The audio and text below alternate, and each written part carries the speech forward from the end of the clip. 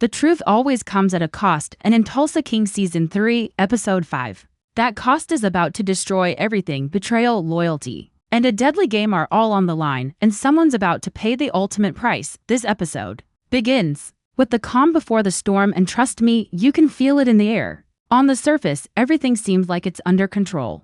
Dwight and his crew are gearing up for the big moment, Montague Distillery's massive launch party. It's not just a celebration, it's their one shot at legitimacy. They're on the verge of making it big, but that pressure, it's eating away at everyone. Bodie, the numbers guy, is stressed to the max because the entire future of their operation depends on this party going off without a hitch. But as the night goes on, we see cracks forming. Dwight's jealousy is practically oozing through the screen as he watches Margaret's dangerous game. She's trying to win back her ranch by making a deal with the devil, in the form of the slimy gubernatorial candidate Thresher. Dwight, never one to back down from a fight, feels the heat of betrayal building. He can see the cage she's trading one for another. Meanwhile, the New York families are closing in, watching every move. Ray is putting the squeeze on Bill, forcing him to make a decision that could break his loyalty to Dwight. Bill is stuck in the middle, torn between his loyalty to Dwight and the pressure to flip for the feds. It's clear he's struggling to hold it together, but it's only getting worse. Jeremiah,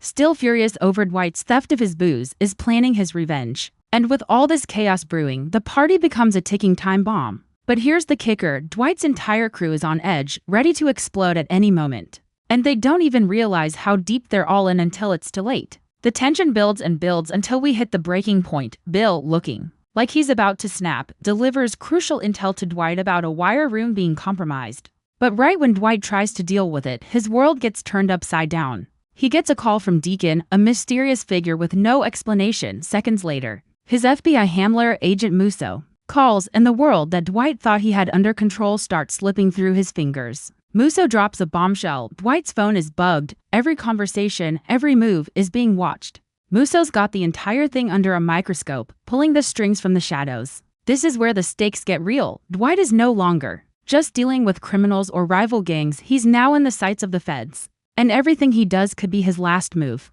But here's the twist, the bugged phone, the one thing he thought he had in his corner, is now his biggest liability. Now, with everything spiraling out of control, Dwight makes a bold move. He arranges to meet Deacon at a place called the Bread Tub Buck, but he does something that shows his true character. He tells Tyson to wait outside. Why? Because Dwight knows this is no longer just business, it's personal. He's about to dive deeper into a dark side of the criminal world that even he is hesitant to explore. Dwight is hiring a bomb maker, someone to create a special explosive for one thing and one thing only, to level the entire Dooner estate. This isn't just a plan for power, this is a desperate attempt to protect what little he has left. He's caught between his morals and the ruthless nature of the world he's living in. Tyson, his closest ally, doesn't need to see this. Dwight still holds onto some semblance of a code, and he doesn't want to drag Tyson into the deepest part of the storm. It's a heartbreaking moment. Dwight, the hardened criminal, is showing a sliver of humanity, but it's a fleeting moment because he knows what he's about to do could change everything. But as Dwight meets Deacon, one of Bill's men, already suspicious of Dwight, is tailing him. The cameras click, a photo is taken. This is where everything unravels, the secret meeting, the discussions, the bomb making, it's all caught on camera. And with that photo, the tension between Dwight and Bill, already simmering, reaches its boiling point. Bill now has undeniable proof of Dwight's actions, the betrayal. Once a shadow in the background is now front and center, and Bill, who already has his suspicions about Dwight's loyalties, is about to be caught in the crossfire. As Dwight walks away from the meeting, you can feel the weight of everything coming down on him.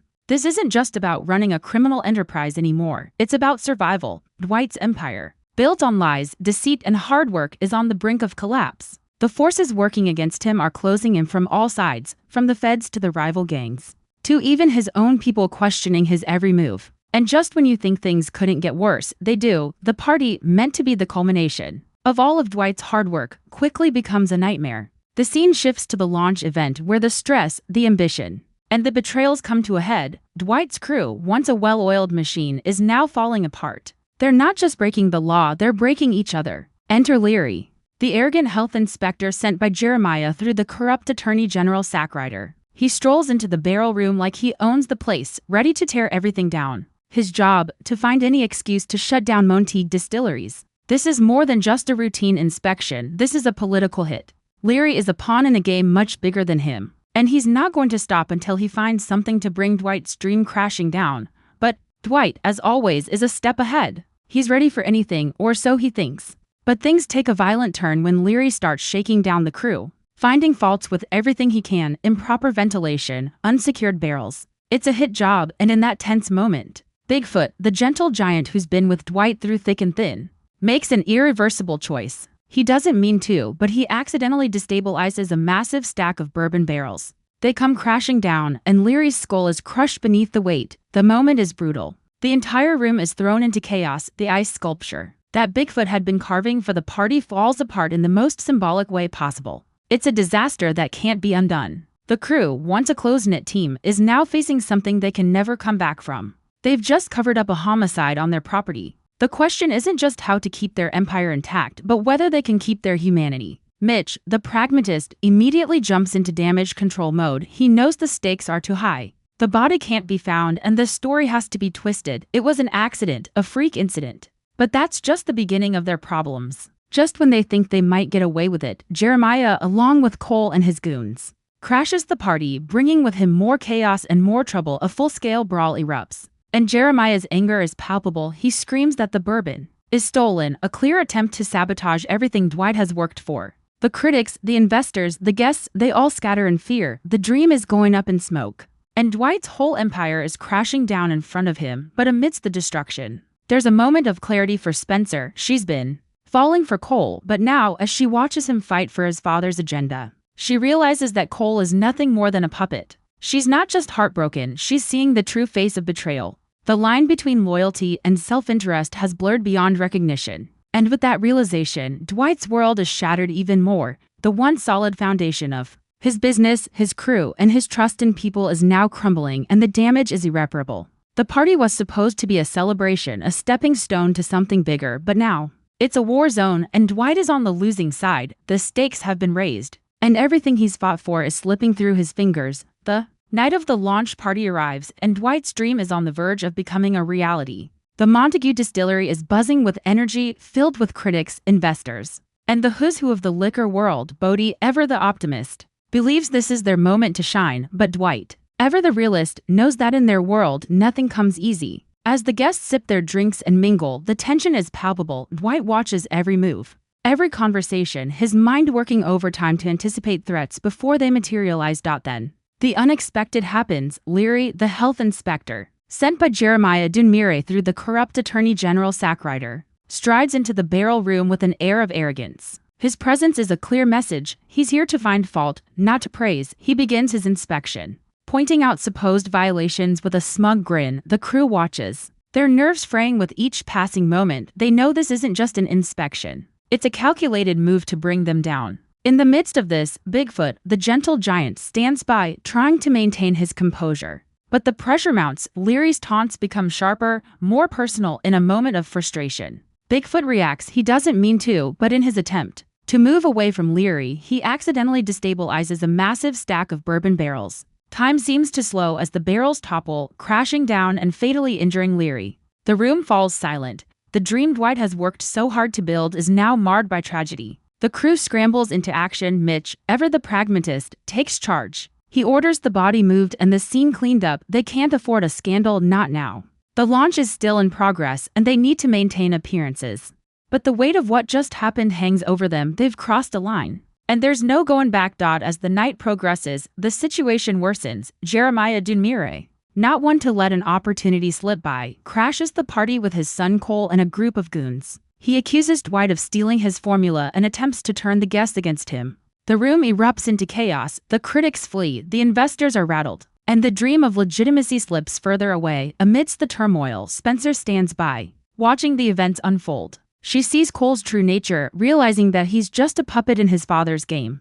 The man she thought she was falling for is nothing more than a pawn. Her heart sinks as she understands the depth of the betrayal. In the aftermath, Dwight is left to pick up the pieces. His empire, built on ambition and grit, is now teetering on the edge. The forces working against him are relentless, and the weight of his choices bears down on him. The road ahead is uncertain, but one thing is clear: Dwight Manfredi is not one to back down. He'll fight, not just for his dream, but for his survival. As the episode closes, The camera lingers on Dwight's face, etched with determination. The storm has arrived, and he's ready to face it head-on. The game has changed, and Dwight Manfredi is prepared to play by his own rules. As the aftermath of the chaos at the launch party settles in, the reality of the situation becomes even clearer for Dwight and his crew. The dust may have settled, but the damage is irreparable. They've crossed a line, and there's no going back. Dwight's mind is racing, trying to figure out how to salvage what's left of his empire. His loyalty to his crew is being tested in ways he never anticipated,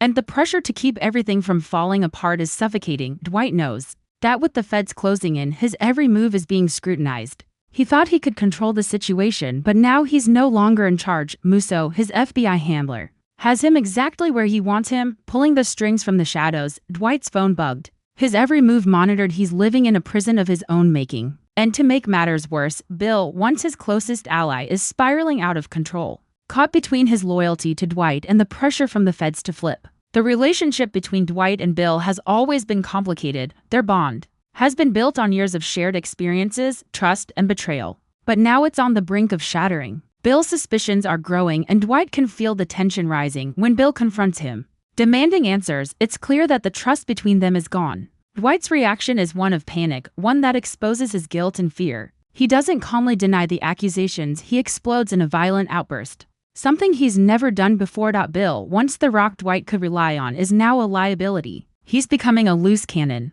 And Dwight knows that if he's not careful, Bill's loyalty will tear them both apart. But even as Bill storms off, Dwight can't shake the feeling that something is wrong. He knows that the pressure of the situation is getting to Bill, and that's when everything comes crashing down. The moment that changes everything is swift and brutal. As Bill drives away, caught in his own storm of anger and betrayal, the flashing lights of police cars surround him. He's pulled from his car, arrested, and thrown into the back of a squad car. The silence that follows is deafening. Dwight's world, once full of certainty and control, is now slipping through his fingers. The arrest of Bill is a gut punch that sends shockwaves through the crew. The loyalty that Dwight has worked so hard to build is now in question, and with it, his entire empire. Theories begin to swirl. Who made the call to have Bill arrested? Was it Dwight himself, making a cold-blooded move to protect his operation? Or was it Musso, the puppet master, pulling the strings to eliminate a threat? Perhaps it was Jeremiah, playing a game of revenge, using the police to take Dwight down. Or could it have been Thresher, the corrupt politician, seeking to get back at Bill for publicly humiliating him earlier in the episode? Each theory carries weight, and each one has the potential to fracture what's left of Dwight's world. But the truth is, it doesn't matter. The damage is done, the crew is fractured, Dwight is alone, caught between the feds, the mob, and his own guilty conscience. And as the episode draws to a close, we're left with one burning question: how much longer can Dwight keep this game going before it all falls apart? This episode is a turning point for Dwight Manfredi. His dream of building something legitimate is slipping away, and the walls are closing in. The stakes have never been higher, and the price of betrayal is about to be paid in full. With Bill gone and his empire crumbling, Dwight must decide. Will he keep fighting, or will he be swallowed by the world he's created? Whatever happens next, one thing is clear: there's no turning back. With Bill behind bars and his crew's loyalty in question, Dwight is left to pick up the pieces of a shattered empire. The storm he's been weathering for so long has finally broken, and now he's standing in the ruins of everything he's worked for. The crash of the barrels at the party, the murder of Leary, the betrayals, the lies, it's all led to this moment. Dwight's dreams of legitimacy, of building something more than just a criminal empire, are slipping further and further out of reach. Dwight is no stranger to adversity, but this time feels different. The pressure from all sides is suffocating. The feds are breathing down his neck. His once solid bond with Bill has disintegrated, and now even his own crew is questioning his every move. Musso, the FBI handler pulling all the strings behind the scenes, is watching Dwight like a hawk.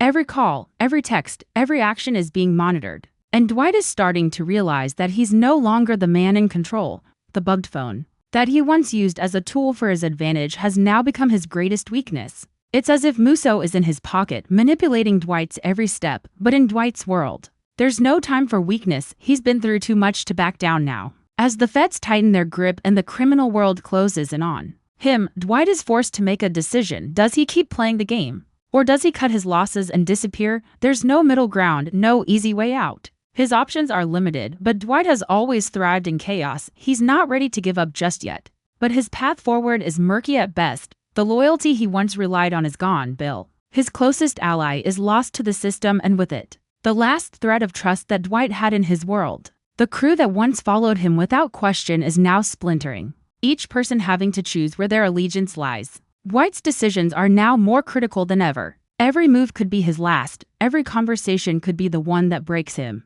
The tension is unbearable, yet, even as Dwight is pushed to the edge, there's a fire burning inside him that won't die. He's made mistakes, sure. He's betrayed and been betrayed, but Dwight Manfredi is no stranger to pain, and if there's one thing we know about him, it's that he's not someone who goes down without a fight. The future of his empire, his crew, and his life are all on the line. But Dwight is prepared to do whatever it takes to claw his way back. Whether that means confronting the feds head-on, outsmarting his enemies, or turning on those closest to him, Dwight's determination is unyielding. The stakes have never been higher, and the consequences are never clearer. This episode has taken Dwight's world and turned it upside down. But one thing remains certain: Dwight is a survivor. He's been pushed to the brink, betrayed, and tested in ways he never imagined. But if there's anything we've learned about Dwight Manfredi, it's that he's always ready to turn the tables when the game is stacked against him. As we look ahead to the rest of the season, one question lingers: what's next for Dwight? Will he fall victim to the world he's created, or will he rise from the ashes, ready to reclaim everything he's lost, whatever happens? It's clear that the fight is far from over. The final twist is yet to come, and in Dwight's world, there's no such thing as a guaranteed victory. The road ahead is dangerous, and Dwight is about to learn just how much he's willing to sacrifice to survive. The stakes are higher than ever, and in the cutthroat world of Tulsa, survival isn't guaranteed, but Dwight Manfredi isn't going down without a fight. Section 6, the layers of betrayal, loss, and survival continue to unfurl as Dwight's battle to keep his empire from falling apart intensifies. In the aftermath of Bill's arrest, Dwight is left grappling with his diminishing options. The world that once seemed so manageable, so full of opportunity, now feels like a cage closing in on him. Every decision he makes carries a weight heavier than the last, and the consequences of those choices are rapidly becoming irreversible. As Dwight watches the fallout unfold, it's clear that his role in the criminal underworld has become more complicated than ever. The lines between loyalty, self-preservation, and ruthless ambition are all blurring. Even his most trusted allies are beginning to question his motives. Tyson, ever loyal, stands by Dwight, but the tension between them is undeniable. Dwight, despite all his attempts to shield Tyson from the darkness surrounding him, knows that there's only so much he can do to protect the people he cares about. And when the reality of the Fed's grip tightens, Dwight realizes that he can't keep his empire intact without sacrificing a few pieces of it. Meanwhile, Musso, the FBI handler, continues to tighten the noose around Dwight's neck. Every move he makes is under scrutiny. The phone bug, once a tool Dwight thought he could control, is now a ticking time bomb. A constant reminder that nothing is private anymore. Musso's manipulative games are starting to show their true nature. Dwight has always thought of himself as the one pulling the strings, but now he's learning that Musso is several steps ahead. The game of cat and mouse between them is no longer just about survival. It's about who can outlast the other in a war of psychological manipulation. And then there's the looming presence of Jeremiah Dunmire. The episode does a brilliant job of showing the cold-bloodedness of his actions. His vengeance for Dwight's theft of his liquor stock is all-consuming, and his plan to destroy Dwight's dream is methodical. Jeremiah isn't just about personal revenge. He's about winning in the long game. And with Bill out of the picture, Dwight has lost one of his biggest supporters, leaving him vulnerable to attacks from all sides. Jeremiah, with his connections to local law enforcement and his ability to manipulate the people around him, is an ever-present threat, and Dwight knows that if he doesn't act soon, he could lose everything. The fallout from the party is still fresh. The death of Leary, no matter how much the crew tries to cover it up, has left an indelible mark on everyone involved. The crew is divided, unsure of who they can trust. Mitch, the pragmatist, is doing what he does best: damage control. He's trying to keep the team together, trying to convince everyone that there's a way out of this mess. But deep down, Dwight knows it's a lie. The truth is, their dream is in tatters, and the road to redemption is filled with more bloodshed and destruction than he's willing to admit. As Dwight navigates these treacherous waters, the stakes are raised even higher. The walls are closing in, and the enemies are multiplying. The fear that Dwight has spent years building into an empire now threatens to consume him. Every move is a gamble, and every ally could be a potential enemy. In this world, trust is the rarest commodity. And Dwight is realizing just how little of it he has left.